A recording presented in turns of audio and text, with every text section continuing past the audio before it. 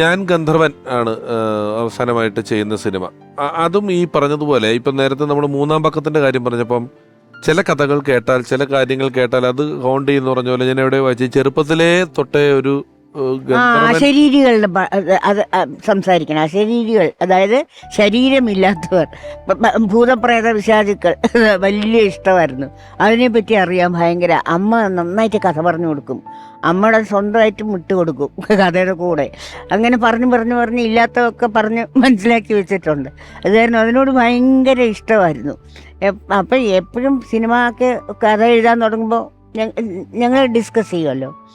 അപ്പോൾ പറയുമ്പോൾ ഞാൻ പറയും, നമ്മൾ മാത്രമേ പടം കാണാനുണ്ടാവുള്ളൂ, ഇതൊക്കെ എഴുതി വെച്ച് കഴിഞ്ഞാൽ ആരും വരില്ല കാണാൻ, സാധാരണ കഥകൾ മതി എന്നൊക്കെ പറഞ്ഞ് പലപ്പോഴും ഞാൻ നിർബന്ധിച്ച് മാറ്റിയിട്ടുണ്ട്. അപ്പോൾ അവസാനം എന്നോട് പറഞ്ഞു, ഇത് നിങ്ങൾ എന്തൊക്കെ പറഞ്ഞാലും ഞാൻ ഇവനെ കാച്ചാൻ പോവാണ് എന്ന് പറഞ്ഞിട്ടാണ് പോയി. അദ്ദേഹം എന്നിട്ട് എത്രയോ ചാത്തൻ മഠങ്ങളിൽ കയറി ഇറങ്ങി. ആദ്യം കാട്ടുമട നാരായണൻ്റെ അടുത്ത് പോയപ്പോൾ അദ്ദേഹം പറഞ്ഞു, ഈ അശരീരികളെ തൊട്ട് കളിക്കുമ്പോൾ സൂക്ഷിക്കണം എന്നൊരു വാർണിംഗ് പറഞ്ഞു. കാട്ടുമടം പറഞ്ഞു. അമ്മ പറഞ്ഞു കൊടുത്തു പലതും പറഞ്ഞു കൊടുത്ത് ഇദ്ദേഹത്തിനോട് കാട്ടുമാടൻ നാരായണൻ അപ്പോൾ പറഞ്ഞു, കളിക്കരുത്, ദോഷമാണ്, അത് സൂക്ഷിച്ചു വേണം എന്നൊക്കെ പറഞ്ഞു. അദ്ദേഹം കൂട്ടാക്കിയില്ല. എന്നിട്ട് എത്രയോ ചാത്തൻ മഠങ്ങൾ, നമ്മുടെ ഈ കേരളത്തിലുള്ള സകല ചാത്തൻ മഠങ്ങളും പോയി കണ്ട് അവിടുന്നൊക്കെ കളക്ട് ചെയ്തിട്ടാണ് ഈ പടം എഴുതാൻ.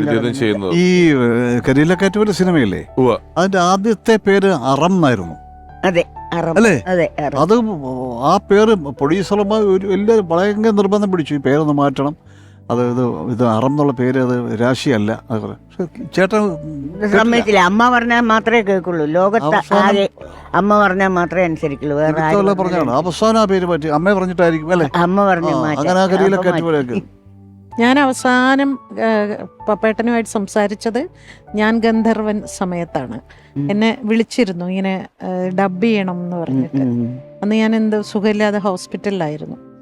അപ്പോൾ എന്നോട് പറഞ്ഞിടോ, ഞാൻ ഗന്ധർവൻ എന്ന് പറഞ്ഞ സിനിമ ചെയ്യുന്നുണ്ട്, താമൊന്ന് ഡബ് ചെയ്യണം എന്ന് പറഞ്ഞു. ഞാൻ പറഞ്ഞു, പപ്പേട്ട ഞാൻ ഹോസ്പിറ്റലിൽ അഡ്മിറ്റഡ് ആണ് എന്ന്. അതാണ് അവസാനം ഞാൻ കേട്ട ശബ്ദം. ഈ നവോദയക്കാർ 3D പടം എടുത്തില്ലേ, മൈ ഡിയർ കുട്ടിച്ചാത്തൻ. അപ്പം അതിൻ്റെ സ്ക്രിപ്റ്റ് പലരെ കൊണ്ടും എഴുതിപ്പിക്കാനായിട്ട് ഇവർ പലരെയും ട്രൈ ചെയ്തിരുന്നു. ഇവരാദ്യം തന്നെ ഉദ്ദേശിച്ചിരുന്ന ഒരാൾ പത്മരാജനായിരുന്നു. പത്മരാജനുമായിട്ട് ഒത്തിരി ഡിസ്കഷൻസും ഒക്കെ നടന്നായിട്ട് ജിജോയൊക്കെ പറഞ്ഞിട്ടുണ്ടായിരുന്നു.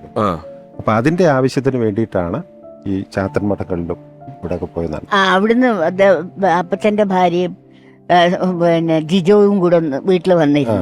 ചാത്തൻ മഠങ്ങളിലൊക്കെ മൈ ഡിയർ കുട്ടിച്ചാത്തനാണല്ലോ, മൈ ഡിയർ കുട്ടിച്ചാത്തൻ ഇത് മനസ്സിലാക്കാൻ വേണ്ടിയിട്ട് ഇത്തിരി ചാത്തൻ മഠങ്ങളൊക്കെ സന്ദർശിക്കുക പപ്പേട്ടനൊക്കെ പറഞ്ഞിട്ടുണ്ട്. ഓർമ്മയിലെന്നും